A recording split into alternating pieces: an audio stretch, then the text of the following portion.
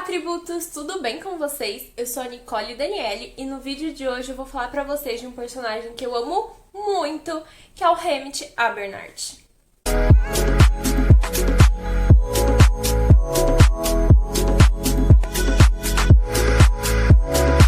Quem viu meu vídeo sobre a tag de Jogos Vorazes sabe que eu escolhi o Hamit como meu personagem favorito, então eu gosto muito dele e eu tô gostando muito de vir falar sobre ele e vamos lá, eu espero que vocês gostem muito desse vídeo. Hamit nasceu no Distrito 12 e nós não temos informação sobre sua infância, nem muitas informações sobre sua família. Nós sabemos que ele tinha uma mãe, um irmão e uma namorada, mas é basicamente isso. Ele é sorteado para os Jogos Vorazes para o Massacre Quaternário quando ele tem cerca de 16 anos. Ele, na edição que ele vai participar, são sorteados o dobro de tributos para ir para a arena. Essa é a novidade desse Massacre Quaternário e essa é a diferença. Então, são 2 garotos e 2 garotas por distrito, e não um. O Hamit, ele é o último sorteado na colheita dele, e a Katniss diz, quando está vendo as gravações dele, que ele tem a aparência da costura, cabelos escuros, meio ondulados, aqueles olhos brilhantes e vidrados que os garotos da costura têm. Então, provavelmente, o Hamit vinha da costura e provavelmente a vida dele era tão difícil quanto a vida da Katniss, porque todos no Distrito 12 que moram na costura têm uma vida muito difícil, porque ela era a mais pobre da cidade. O Hamit é sorteado junto com a tia da Mad. Se vocês se lembram dos livros, a Mad é filha do prefeito e é amiga da Katniss também. A mãe da Mad tinha uma irmã gêmea e essa irmã é sorteada para os jogos. Inclusive, essa menina, essa garota, era amiga da mãe da Katniss e então vão os dois para os Jogos Vorazes. Depois disso, na entrevista com o Caesar, nós percebemos que o Hamit, desde aquela época, era bem inteligente e um pouco sarcástico. Pois quando o Caesar pergunta o que ele tá achando de ter o dobro de competidores na arena, quais seriam as chances dele, o que ele estava achando de tudo isso, ele disse que não importa se tem um dobro de competidores, porque eles continuam sendo 100% estúpidos, então a chance dele continua sendo a mesma. Então a gente já percebe o quanto ele era inteligente, um pouquinho arrogante e um pouquinho sarcástico, e a capital adorou aquilo, adorou aquele comentário, todo mundo começou a rir. E ele, depois disso, depois da entrevista com o Caesar, eles vão para a arena. A arena do Hamit é uma das arenas mais lindas que existiam. Quando os tributos chegam na arena, eles ficam assim desnorteados com a beleza da arena. Tem uma cornucópia linda, dourada, no meio de uma campina, com lindas flores. O céu tá azul, maravilhoso, tem vários pássaros exuberantes em volta deles. De um lado você consegue ver uma floresta, do outro você vê uma montanha cheia de neve.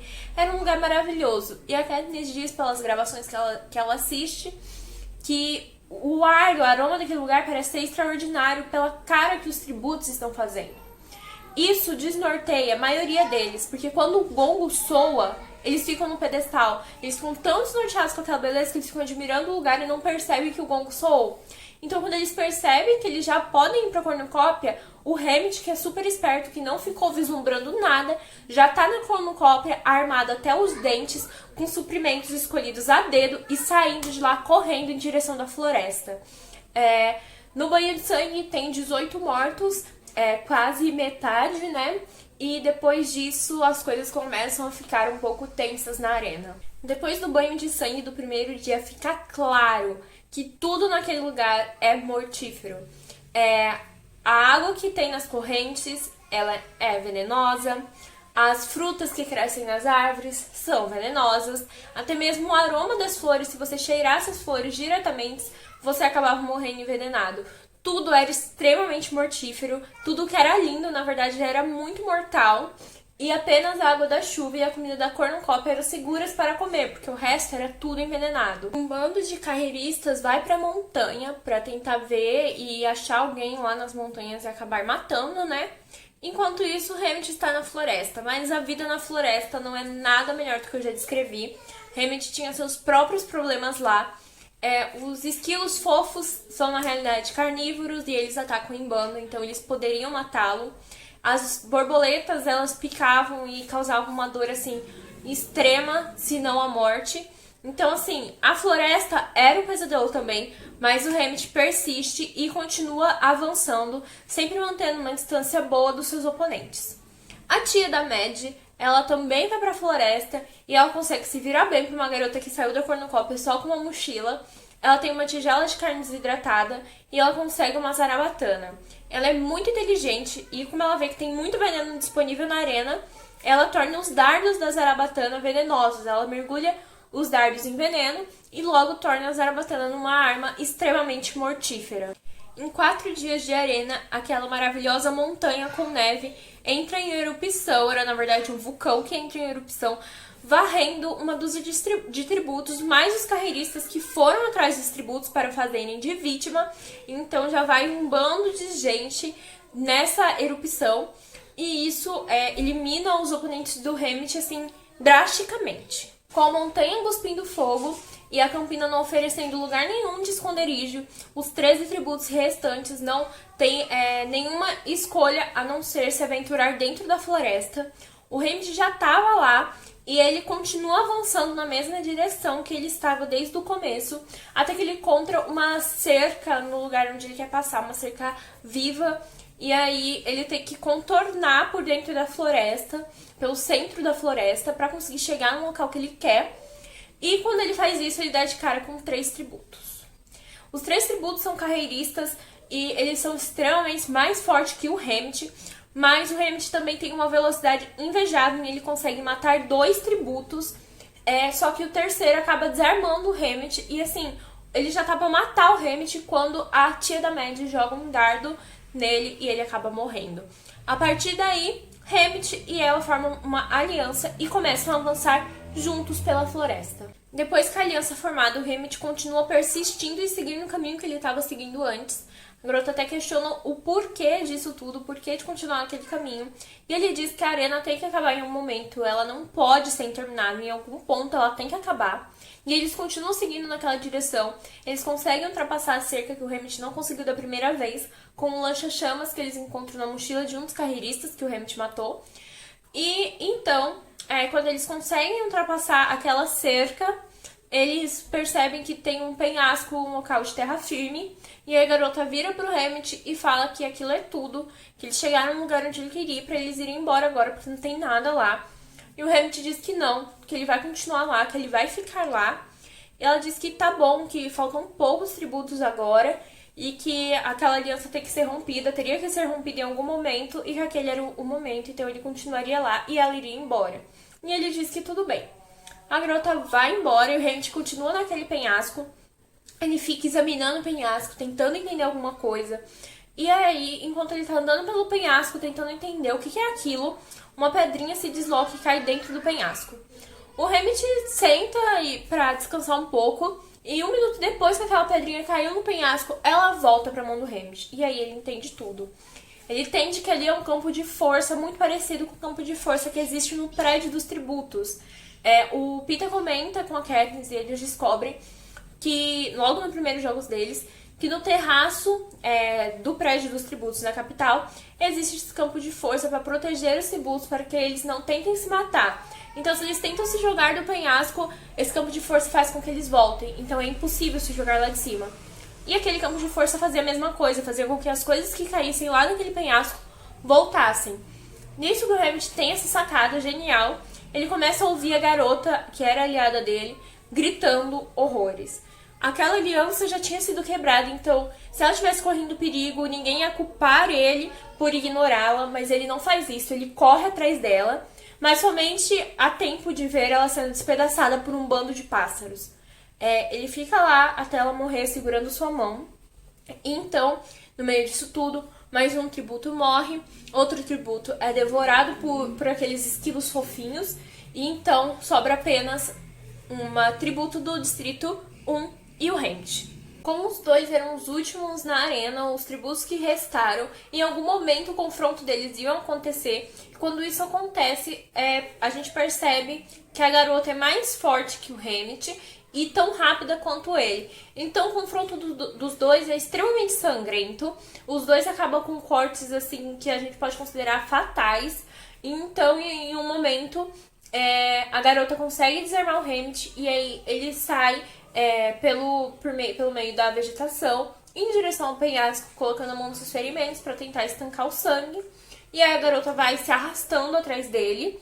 E aí quando ele chega bem na ponta do penhasco mesmo, chega lá, se joga no chão. E a garota, quando acontece isso, ela joga o machado nele, mas como ele deita no chão, o machado não pega nele. E aí a garota vai estancando seu sangue, tentando se recuperar também, porque ela tá muito mal. E no meio disso tudo, o Hammett começa a ter uma convulsão. E aí a garota percebe que aquela é a chance dela de conseguir matá-lo de uma vez por todas. Só que o que ela não sabe é que o machado que ela jogou no Hammett, que acabou não acertando ele e indo pro penhasco, ia voltar. E quando ela decide que vai conseguir atacar o Hammett, o machado volta e crava na cabeça dela.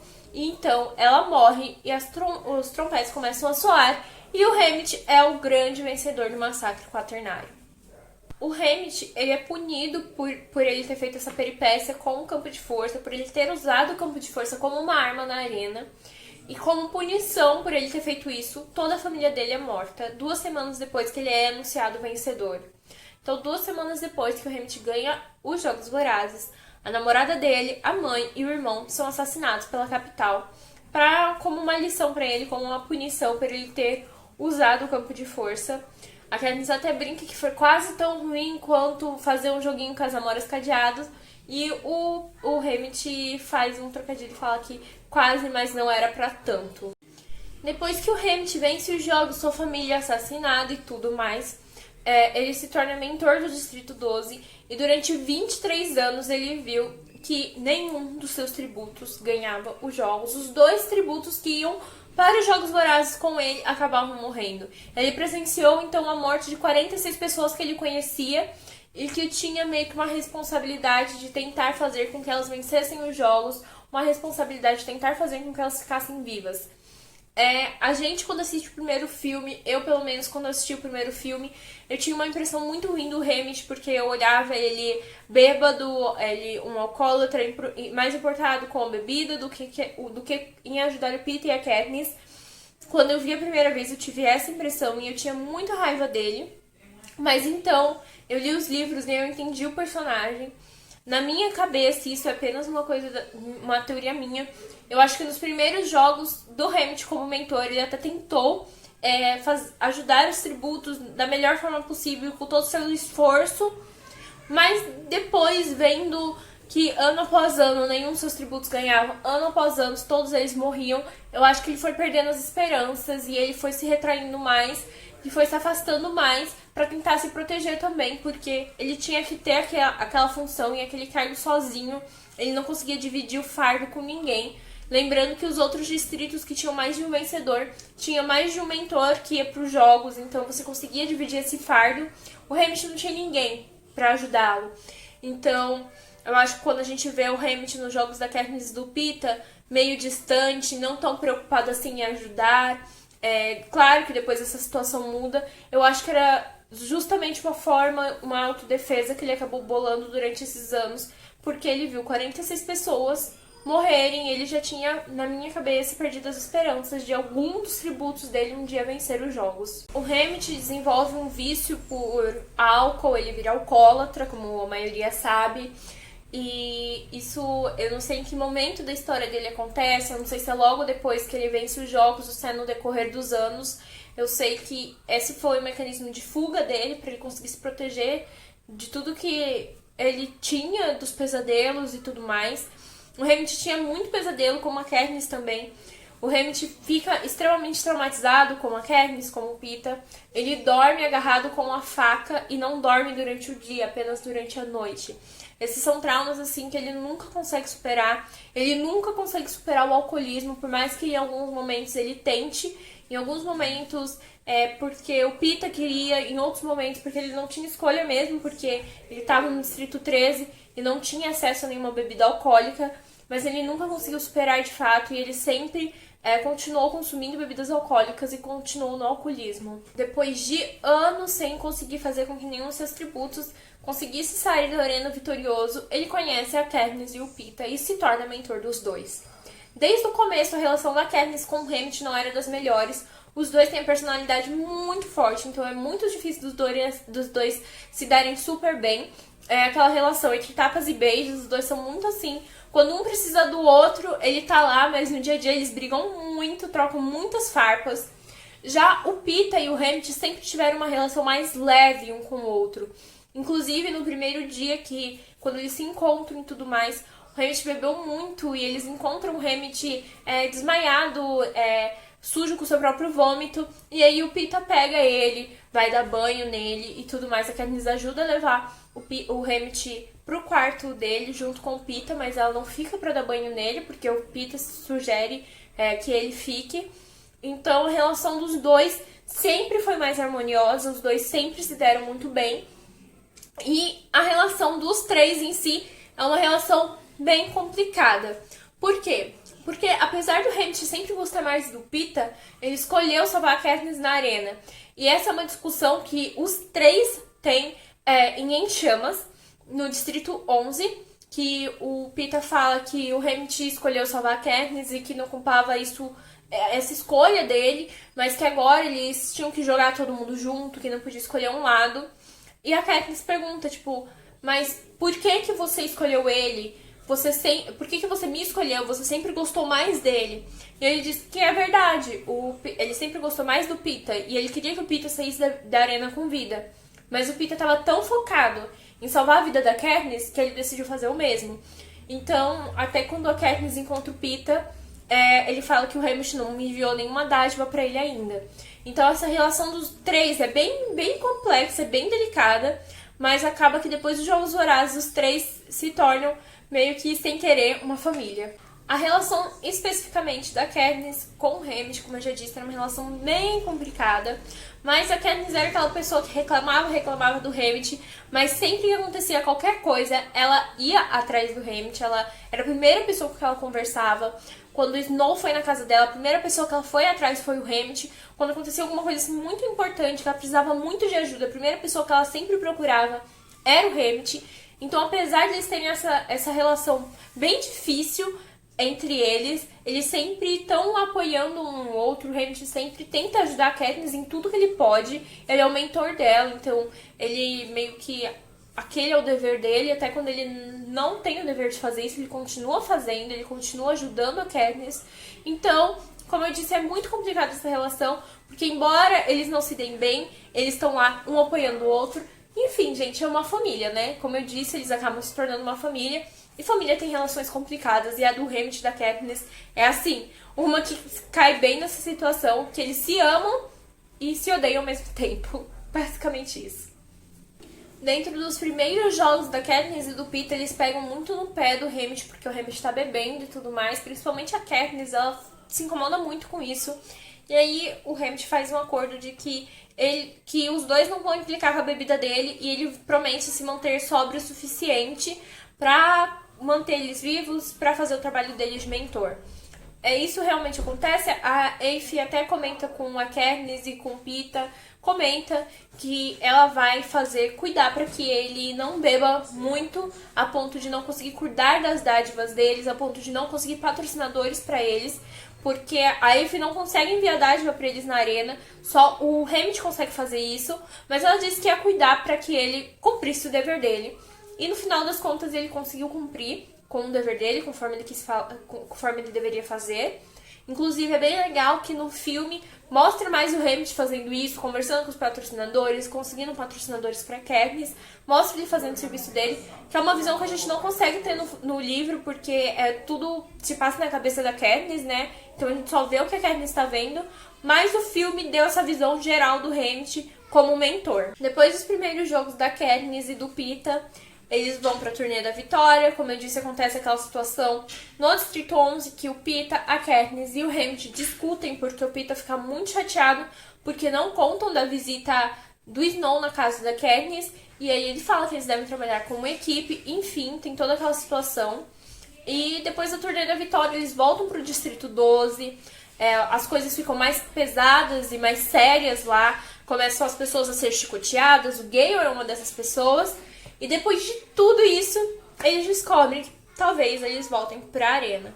o Peeta e o Hammett talvez, e a Katniss com certeza voltaria pra arena. A Katniss, logo que ela descobre que vai voltar pra arena, ela tem um tempo de absorver aquela informação, ela não sabe muito bem o que ela tá fazendo, ela invade uma casa da Aldeia dos Vitoriosos, mas depois disso ela chega na casa do Hammett porque ela percebe que eles precisam salvar o Peeta. Então ela faz o Hammett prometer que ele vai proteger o Peeta nessa arena e que nessa arena ele será o escolhido pra sair de lá com vida, porque ele tinha escolhido a Katniss na primeira arena, nos primeiros jogos, e nesses jogos eles iam fazer de tudo pra salvar a vida do Peeta. Inclusive, a Katniss fala que se o Peeta foi sorteado, se o Hammett não iriam se voluntariar. E ele até fala, isso é bem emblemático no filme, se ela tá indo lá na casa dele pra pedir pra ele morrer. E ela fala que não, que tá indo lá pra beber com ele. E aí ele até comenta que ela não merece o Peeta, porque o Peeta chegou lá antes mesmo dele abrir o primeiro lacre da primeira bebida pra falar que era pra salvar a Katniss. Então, os dois, eles fazem esse acordo e os dois entram nesse acordo juntos de que eles vão fazer de tudo pra salvar o Peeta. Depois que eles descobrem que vão voltar pra arena, o Peeta pega bem pesado com os dois, porque naquela noite que a Katniss vai conversar com o Hammett, ela acaba ficando bêbada.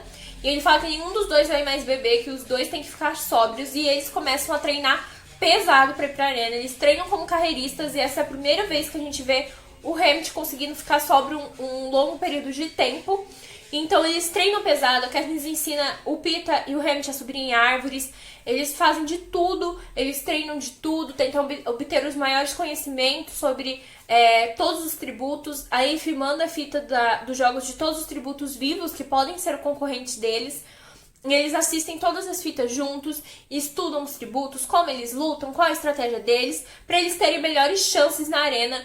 Porque, até eu já comentei em um vídeo com vocês, o Peeta diz que com certeza o vitorioso, né, da arena vai ser do Distrito 12, então 2 deles vão voltar pra casa.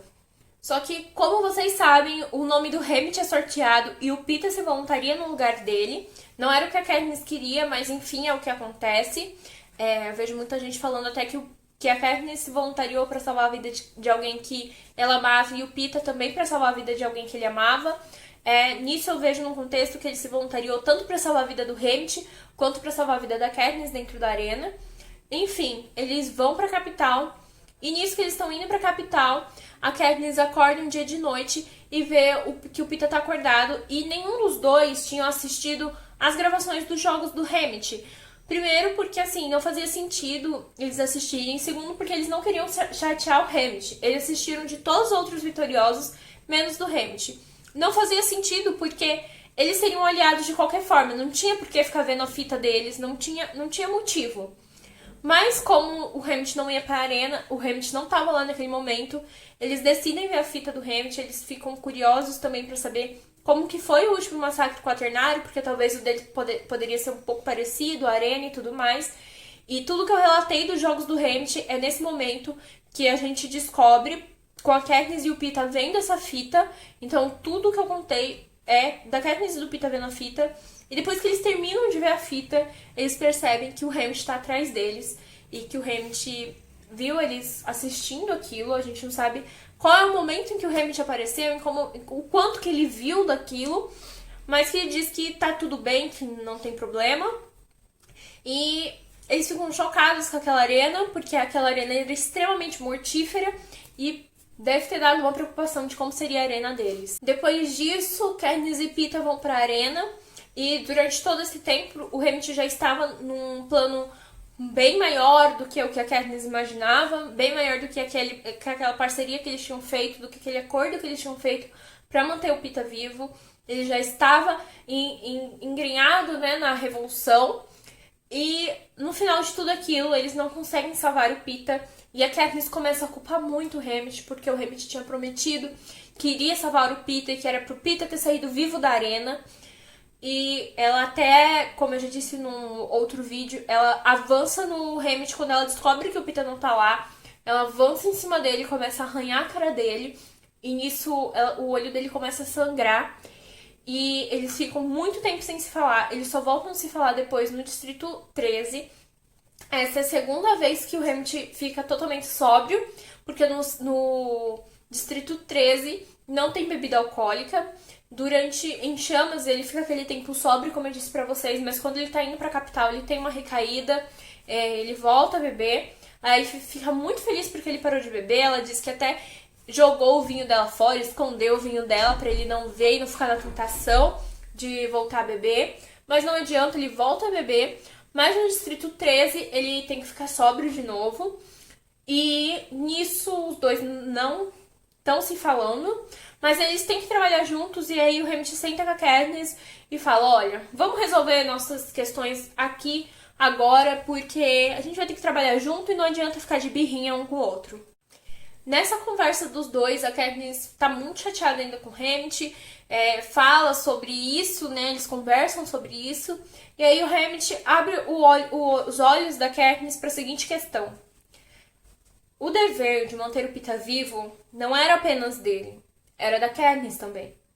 Da mesma forma que a Katniss não conseguiu proteger ele quando ela se afastou daquela árvore, o Hammett também não conseguia tirar ele da arena.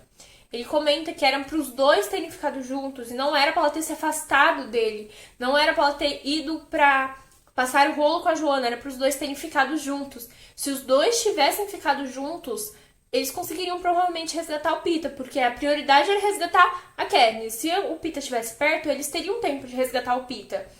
Mas que ela, assim, ele fala sobre isso, fala que ela falhou na parte dela, assim, não era culpa dela, ela não conseguiria ficar junto do Pita, porque o pessoal tava fazendo aquela pressão, mas ele comenta que, da mesma forma que não foi culpa dela, também não era culpa dele. Se ele conseguisse convencer o Plutarque de ficar mais tempo lá para resgatar o Pita, eles não conseguiriam sair no aerodeslizador com vida, porque o pessoal da capital já estava chegando lá e eles mal conseguiram sair naquela situação. Eles não tinham mais tempo. Então não era culpa dele. Os dois falharam no acordo que eles tinham. Era pra Katniss fazer a sua parte e ele fazer a parte dele. A Katniss falhou na parte dela e ele também falhou na parte dele. Então, por que colocar todo o peso daquela culpa em cima dele? Ele também amava o Pita. Ele amava muito o Pita, inclusive quando o Snow joga aquelas rosas e a Katniss percebe que aquelas rosas seriam como se fosse pro enterro do Pita, que significa que ele vai matar o Pita. A pessoa com que ela quer abraçar e que ela quer encontrar consolo é no Hammett, porque ela sabe que o Hammett é a única pessoa que sobrou que ama o Pita. Então pra ele também deveria estar sendo muito difícil ele saber que a pessoa que ele amava estava na capital sendo torturado e a outra pessoa com quem ele podia contar não estava olhando na cara dele, e no meio disso tudo ele estava tendo que ficar sóbrio. Em A Esperança, ele, como eu já disse, ele estava no Distrito 13, ele trabalha com a Katniss. A Katniss tem como se fosse um dispositivo que dava para os dois se comunicarem, e aí até em uma dessas vezes que ela vai para os distritos, vai para a zona de guerra, ele tá falando no ouvido dela, tá falando para ela falar com ele, tá dando instruções para ela e ela não obedece, arranca o dispositivo, e aí quando ela volta pro aerodeslizador, o Hammett fala assim: se você fizer isso de novo, se você arrancar esse dispositivo de novo, eu vou fazer eles enfiarem esse dispositivo na sua cabeça pra você não conseguir tirar, e aí você vai ter que me ouvir 24 horas por dia. Então, se eu fosse você, eu não fazia isso. E aí, algumas pessoas acham isso um pouco agressivo, mas eu acho que isso era uma forma dele proteger ela, né? Dele mostrar que se importava com ela. Querendo ou não, ele se importava muito com os dois. Claro que ele demonstra da forma dele, né? Então, tem essa cena dos dois. E depois disso, ele continua com a Katniss lá, eles trabalham juntos. Como eu disse, a Katniss e o Hammett trabalham junto no Distrito 13. Mas quando o Pita volta e tá naquela situação, a Katniss não tem a melhores das reações. Ela trata o Pita com muita indiferença. Em algumas situações até maltrata o Pita, fica falando coisas pra confrontar ele mesmo, pra ele meio que se sentir mal, porque ela tá com um pouco de raiva, tá culpando ele. E aí numa dessas, ela já tá na capital, quando o Pita chega, e aí ela chama ele de bestante, isso faz ele ficar um pouco mal, e ela faz isso pra provocar. E aí, depois disso, ela percebe que a equipe dela, que o esquadrão dela, tá tratando ela, tipo assim, com muita indiferença, tá tratando ela mal. E aí ela não entende por que deles estarem fazendo isso, até que ela recebe um telefonema do Hammett, e o Hammett fala: olha, escuta aqui, já tá na hora de você parar de agir assim, já tá na hora de você parar de culpar o Pita por algo que ele não tem culpa. Ele não consegue controlar o que ele tá fazendo, ele não consegue entender o que é verdadeiro na mente dele, o que não é, o que foi manipulado e o que não foi. Ele tá nessa situação porque de alguma forma a gente abandonou ele. Ele tá nessa situação não porque ele quer. E você tem que parar de culpar ele. Ela fala, ai, mas eu não tô culpando ele. E o Hammett conhece muito a Katniss. O Hammett fala, você tá culpando ele sim. Mas ele não tem culpa de nada disso. E pensa um pouquinho se fosse ao contrário, se o Peter ia estar tratando você dessa forma. Pensa um pouquinho se você tivesse voltado da capital torturado, até sequestrado e tentasse matar ele, se ele ia estar te tratando mal do jeito que você tá tratando ele, ou se ele ia estar dia após dia se esforçando ao máximo para conseguir te recuperar. Depois disso, é como se tivesse jogado um balde de água gelada na Katniss. Ela muda muito o tratamento que ela tem com o Peeta, pelo menos ela para de provocar ele, e ela começa a ajudar ele naqueles jogos de verdadeiro ou falso, falando um pouco das memórias que os dois tinham juntos. Depois que a guerra acaba, depois que tudo isso acontece, a Katniss acaba ficando presa, e ela fica presa muitos dias no livro. Ela até tenta se matar de uma forma bem lenta, ela para de comer, enfim, acontece várias coisas. Por ela ter tentado matar a Coin e conseguido, né? Então, ela fica presa vários dias. E quem vai lá conversar com ela depois que ela é solta é o Hammett. Ele fala, vamos, acabou seu julgamento, vamos pra casa. Os dois vão pra casa, vão pro Distrito 12. No meio do caminho eles conversam com o Plutarque e tudo mais. Vão pro Distrito 12 e a função do Hammett lá é continuar sendo o mentor da Katniss, continuar cuidando dela. Só que ele também está muito mal, né? Depois de tudo aquilo, ele volta a beber e tudo mais. E ele não consegue cuidar muito da Katniss, mas eles retornam pro Distrito 12. A mãe da Katniss não retorna, então basicamente a única família que ela tem lá é o Hammett. Mas depois de um tempo, o Peeta volta também pro Distrito 12. E aí os três ficam juntos, né? Os três se reúnem. E a família tá reunida, a família dos três vitoriosos, extremamente destruídos. Eles conseguem um pouquinho de paz na vida deles. Quando os três estão no Distrito 12, a Katniss e o Peeta decidem fazer um livro. A Katniss tem essa ideia de fazer um livro com desenhos do Peeta, de todas as pessoas que eles conhecem, de todas as características dessas pessoas que eles conseguem lembrar que já morreram. Então, tem a Rue, tem várias pessoas lá, e todas as características mesmo que eles lembram estão lá. Tem a Katniss falando da Rue, ela fala que a Rue corria com o bracinho pra trás, como se fosse um passarinho. Então, eles falam das pessoas que eles conhecem que morreram. Depois que eles terminam de falar sobre elas nesse livro, eles lacram a página delas e se despedem da pessoa.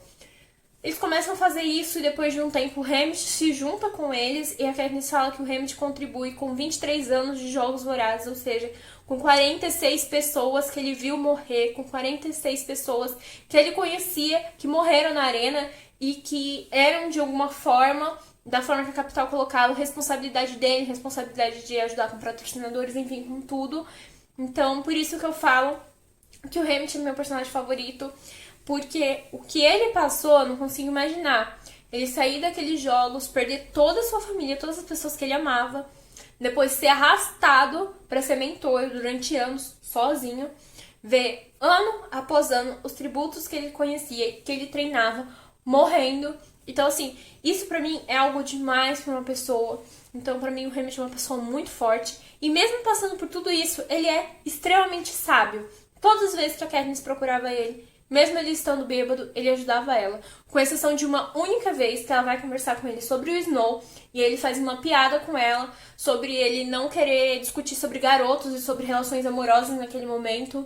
E aí a Katniss fica muito chateada e não fala com ele, vai embora. Essa é a única vez que ele não ajuda ela, mas todas as vezes que ela procurava ele com problema, mesmo ele estando bêbado, ele conseguia dar conselhos maravilhosos pra ela. Então, pra mim, esse personagem é extremamente sábio, um personagem extremamente complexo e é um personagem que eu amo muito. Como eu disse, Hammett nunca supera o vício pelo álcool. Ele começa a criar gansos no Distrito 12 e a Katniss até fala que é muito bom que os gansos conseguem se cuidar sozinhos, porque sempre quando chega o próximo trem com abastecimento de bebidas, ele começa a beber e não consegue cuidar dos gansos mais. Então é muito triste que ele nunca tenha conseguido superar esse vício, mas eu entendo completamente isso. Eu não sei o que nós faríamos na situação do Hamilton e eu vejo que o Hamilton, depois de tudo que ele passou, todos os traumas que ele passou, ele consegue lidar até que bem com tudo isso de forma, como eu já disse, muito sábia. Um personagem muito sábio e um personagem que amava muito, da forma dele, a Katniss e o Peeta. Ele entende muito a Katniss porque os dois são muito parecidos e a Katniss fala isso e fala que tem a confirmação de que eles são parecidos em A Esperança e eles são extremamente parecidos e isso faz com que eles tenham atritos, mas os três se amam, os três são uma família e um cuida do outro. Então é isso, pessoal. Esse foi o vídeo de hoje. Espero muito que vocês tenham gostado. Eu fiz com muito carinho e muito amor esse vídeo, porque eu amo muito o Hamilton, como eu já disse. Pra mim ele é um personagem incrível, eu não tenho nem palavras pra descrever sua força, sua sabedoria, enfim, pra descrevê-lo. E então eu espero muito que vocês tenham gostado. Vocês pediram muito pra eu falar sobre ele. Mais uma coisinha, se vocês gostaram dessa camiseta aqui que eu tô usando de Jogos Vorazes, me manda mensagem no Instagram, sempre deixo ele aqui na minha descrição dos vídeos, porque eu mando o contato do vendedor e ele tem pouquíssimas camisetas, então corre se você quiser, viu? Eu sempre deixo na descrição também Instagram, que eu gosto de Jogos Vorazes, pra vocês seguirem e darem uma olhada se vocês quiserem. Então é isso, não se esqueçam de se inscrever no canal, não se esqueçam de comentar e um beijo e que a sorte esteja sempre a seu favor.